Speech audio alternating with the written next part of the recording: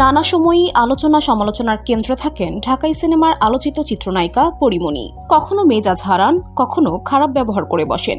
দেশীয় চলচ্চিত্র দর্শকরা পরীমনিকে যেমন নায়িকা হিসেবে চেনেন, তেমনি তার মেজাজ সম্পর্কেও অবগত থাকেন। তবে পরীমনি নিজেও এখন সেটি অনুধাবন করেছেন, জানালেন এজন্য নিজেকে বদলে ফেলবেন তিনি।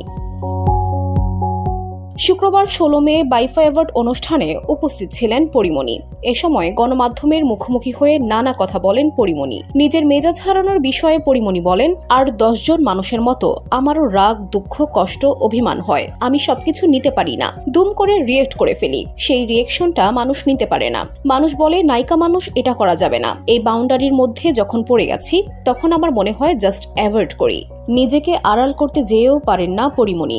এ নিয়ে আক্ষেপ করে নায়িকা বলেন, আমি যত চাই ঝামেলাগুলো এড়িয়ে নিজেকে আড়াল করে জীবনটা উপভোগ করব, ততই ঝামেলাগুলো আমার উপর ঝেঁকে বসে। তাই বিশ্বাস করা শুরু করেছি সমস্ত ঝামেলা নিয়েই আমাকে বাঁচতে হবে।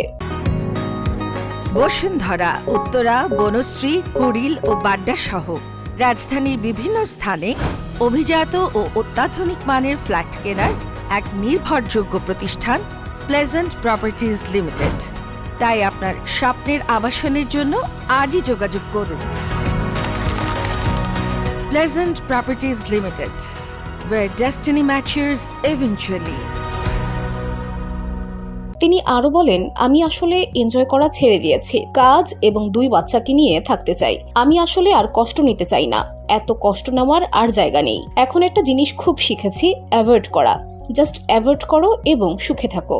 উল্লেখ্য, শুক্রবার রাজধানীতে অনুষ্ঠিত বাইফা অ্যাওয়ার্ড অনুষ্ঠানে সেরা অভিনেত্রী বিচারক বিভাগে পুরস্কার পেয়েছেন পরীমনি। রঙিলা কিতাব সিনেমার জন্য সেরা অভিনেত্রীর পাশাপাশি সেরা ওটিটি কন্টেন্ট হিসেবে রঙিলা কিতাবের পুরস্কারটিও গ্রহণ করেছেন এই নায়িকা। এরপর বাড়ি ফিরেই ছেলে পুণ্যকে নিয়ে পুরস্কার দুটোর সাথে হাস্যোজ্জ্বল মুহূর্তের কিছু ছবি তুলে সামাজিক যোগাযোগ মাধ্যমে নায়িকা লেখেন, আমার এই অর্জন আমার দর্শকের জন্য উৎসর্গ করছি। এটা আপনাদের। VOD Bangla news desk.